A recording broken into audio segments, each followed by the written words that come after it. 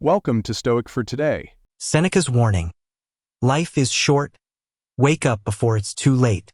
We rarely notice how fast life moves, until one day we stop and realize how much of it we've already lost.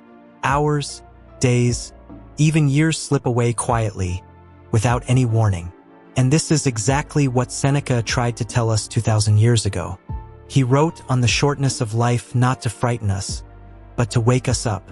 His message is simple, powerful, and painfully true. Life isn't short, we just waste a lot of it. Seneca reminds us that people spend their days on everything except living. We rush from task to task, stress about things we can't control, worry about opinions that don't matter, and fill our minds with distractions. At night, we feel tired, but not fulfilled. Busy, but not alive. We say, I'll start tomorrow, I'll change next week. I'll live differently when life gets easier. But as Seneca warns, tomorrow is not promised, and later often never arrives. Think about your own day. How many moments did you lose without even realizing it?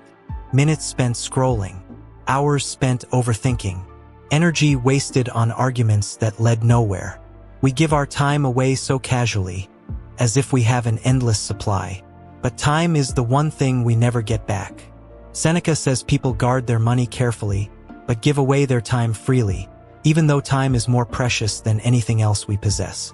He explains that life feels short only when we live without intention, when we let distractions guide us, when we say yes to everything, when we allow other people to pull us in every direction.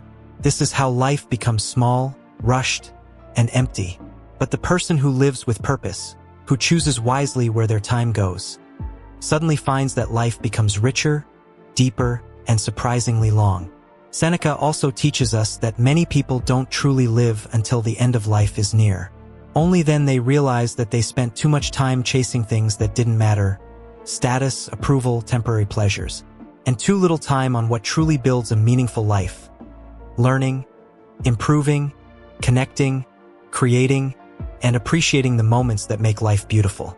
He calls this one of the greatest tragedies, to reach old age and realize you never lived the way you wanted. But Seneca doesn't just point out the problem. He offers a way to live better. He tells us to protect our time like a treasure, to cut out the noise, to avoid people who drain our energy, to choose quality over quantity, to slow down and be present, to give attention to the things that actually grow us: reading, thinking, learning, loving, creating. He reminds us that a wise person lives many lifetimes because they carry the wisdom of those who came before them. The truth is, we can't control how long we live, but we can control how well we live. We can't add years to our life, but we can add life to our years. And that begins with awareness, the awareness that today matters. This moment matters.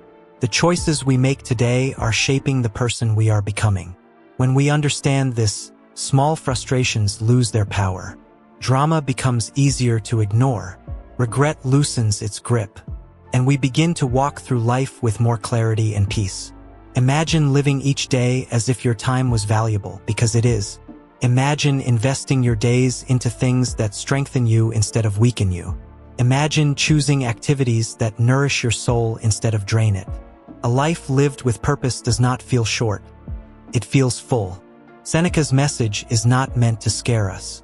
It is meant to free us. He wants us to see that we don't have to wait for a perfect moment to start living the life we want. The power to live deeply and intentionally is available right now. Not tomorrow, not someday, today.